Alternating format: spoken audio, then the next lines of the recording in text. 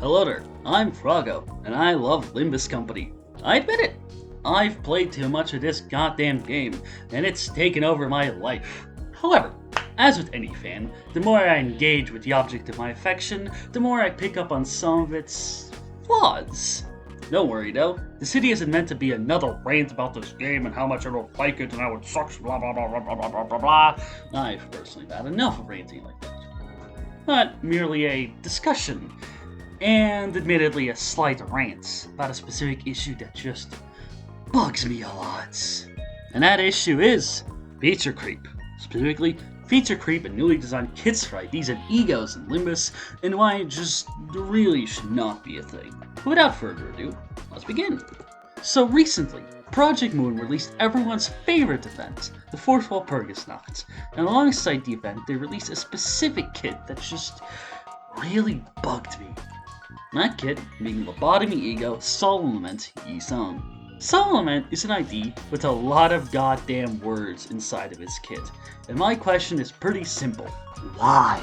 What is the actual reason that he has all these supposedly complex mechanics in his kit, when it doesn't seem to really change anything about how he's actually supposed to be played?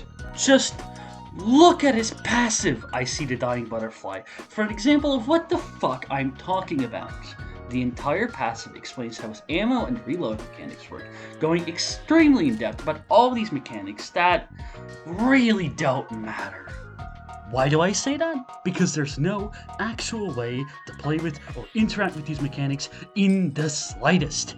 In the end, it's all just random anyway, so who cares? Same basically goes for his entire bullet mechanic, where he's given two different unique ammos that essentially do nothing and don't really matter because of how easy his reload is and how many bullets he starts with.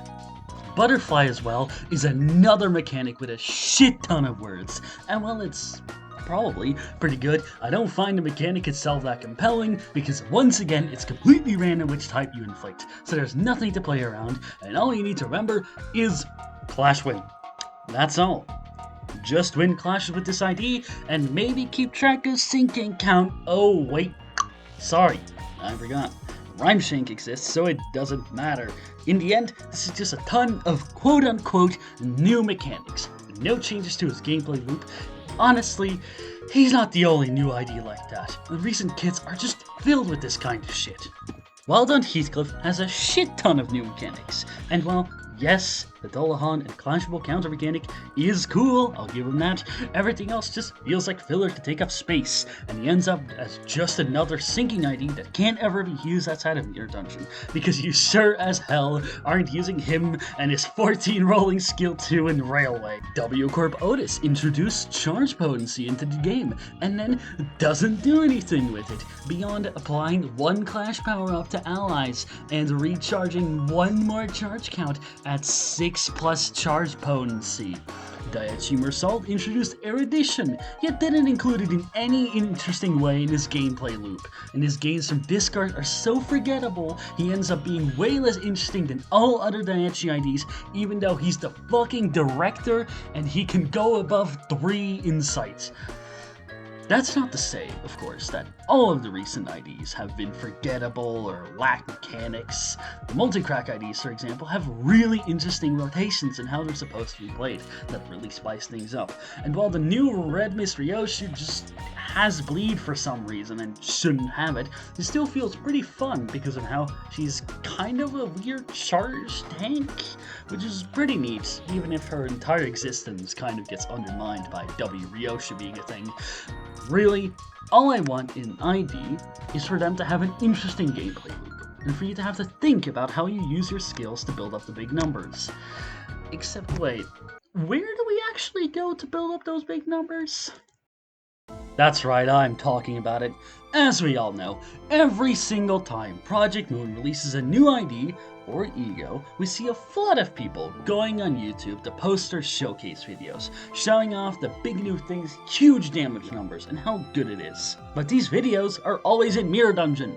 You know why? Because we have nothing else to fucking play. Yes, Railway is a cool mode, but you only really play it once. And now that Railway 4 Masquerade has been released with its cool new chain battle mechanics and its long multi-wave fights, you realize that status teams are kind of artificially created by Mirror Dungeon and don't work very well outside of it.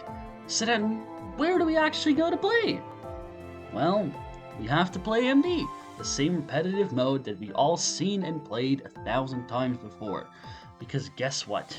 All these cool new IDs, or egos, that really pop off in MD, who have cool showcase videos in MD of them getting super cool, crazy damage numbers, are shit to mediocre outside MD. And you know why?